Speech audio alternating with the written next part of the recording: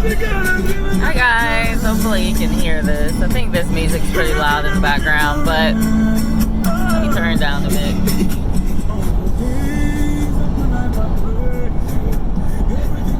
So I already probably made a video similar to this, but you know, you can never do too many videos reminding people, you know, of what the truth is, because the enemy is constantly trying to sow tares into people so they don't understand what the truth is, you know. Someone said something beautiful to me yesterday, because, you know, I'm trying to get the tares out of myself that have been sown into myself without necessarily as much strength to do it.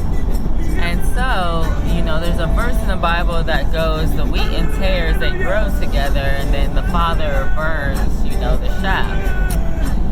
That gave me so much relief in my life. Like, I met this couple yesterday, and they were just speaking into my life, which, I don't know, the guy's from Nigeria, and, you know, some of these Nigerians out here, they be taking their faith more seriously than other people around the world, you know. I think Nigeria has the most Christians out of any other African country, for one thing, but just, I frequent Facebook groups with Africans in them because they seem to be more serious about their faith than Americans.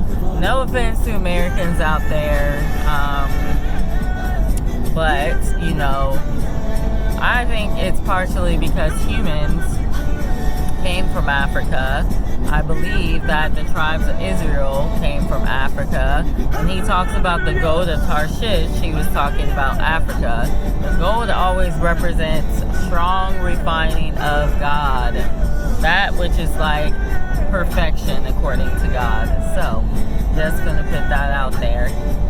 I personally think that is where the promised land is. Anyway, not trying to argue with people.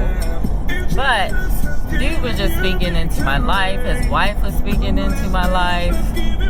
They are serious about God. I felt it in my spirit. Just the fact that they stopped, you know, for 20 minutes or so just to speak to me about the things I was going through. Amazing. I just want to say that if Christ sets you free, you're free indeed. You know, I don't think God is disappointed in people talking about Him, you know, in any season. However, we have to make sure that we're not just saying things in vain, because God also got upset that people were doing that, you know. What was it? There was two that was in the book of Thessalonians that were saying that the resurrection happened and it didn't, you know. And think about when Thessalonians was written, like that was after the Messiah had came to the earth and walked with his disciples, you know. So you have to think about what that means. They're getting in trouble because they're saying that resurrection has happened when it hasn't. How many people on Easter were talking about the resurrection happened when it hasn't? It's because these things are spiritual and they don't change. They're cyclical. And so we are going through a spiritual Passover right now. That is when Christ is in the grave, okay? If we're not going through a spiritual Passover right now, we are freaking dang close to Christ being crucified again.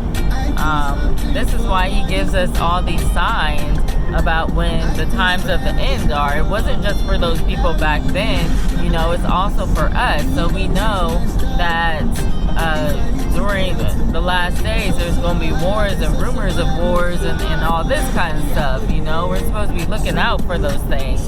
But instead we're telling people, oh, He is risen, He died and rose 1,000 years ago, which is true. But, you know, how can Christ resurrect or not resurrect after the last days, you know? Like, if He doesn't resurrect after the last days and after the 3 days of darkness, then we're all doomed. Let's just put it that way. So, you know, let's not speak in vain. Let's not do that. Because a lot of people are also on TikTok or whatever the deal is, and they're talking about how much they love Christ. And then you go and tell them the truth about Christ. You know, there was one girl on TikTok, she was dropping it like it was hot for the Lord. Like, this girl was wearing the shortest shorts and the crop top because she's got a Christ, but it's not the real one, you know. And so she's talking about how much she loves the Lord while dancing, looking like she's dancing on a pole for the world to see. No, you don't love Christ if you're doing those kinds of things. You're speaking in vain. So you gotta make sure your words match your heart, match your mind, match your soul, match your spirit, match your action. You know, it talks about how Naphtali was like a crystal. And I do think I've seen something like that concerning Christ as well. Like him being as clear as a crystal because everything aligned up, you know. There was no deception between how he thought and how he acted. He was crystal clear. So, you know, I'm not saying everyone is there. I don't even think I'm there. Definitely not. There was a time where I felt like I was there, but, you know, these are the things that happened in the last days because your walk will align with the scriptures as well, where people's love will wax cold, you know. We'll be lovers of self, we'll be haughty and that kind of thing, and, you know, all this self-love movement, this stuff is going on. It has a likeness of God but denies the power thereof. I didn't ever feel like I needed self-love when I was following God how I should have been following Him. I didn't care so much about myself. I was just being obedient and like following His commands. All I cared about was loving God. And because I loved God, then I went out into the world. I was a missionary and I told people about God, you know.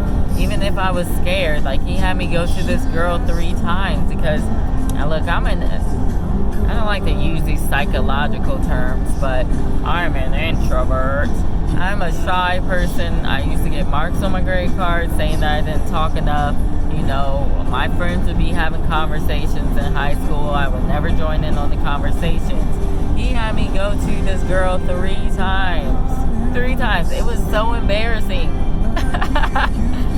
And he's like telling me what to say to her, and I did it. And like, he broke me. Oh my God.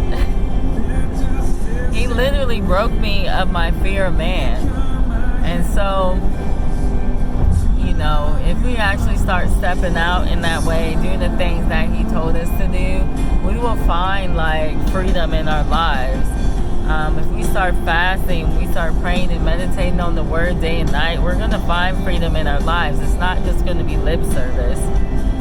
So, you know, a lot of people claim Christ, but they're not really walking in His ways, unfortunately. And because of that, you know, they never receive the true freedom of Christ. And so a lot of them end up falling away from the faith because there was really no strong foundation there to begin with.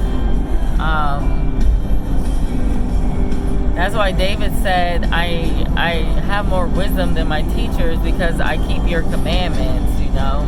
So I just want to remind people of that. Keeping His commandments will not only break your chains, but it'll give you wisdom as well. So you guys just be blessed. I hope this is a little bit of wisdom for somebody out there. You guys have a good one. Bye.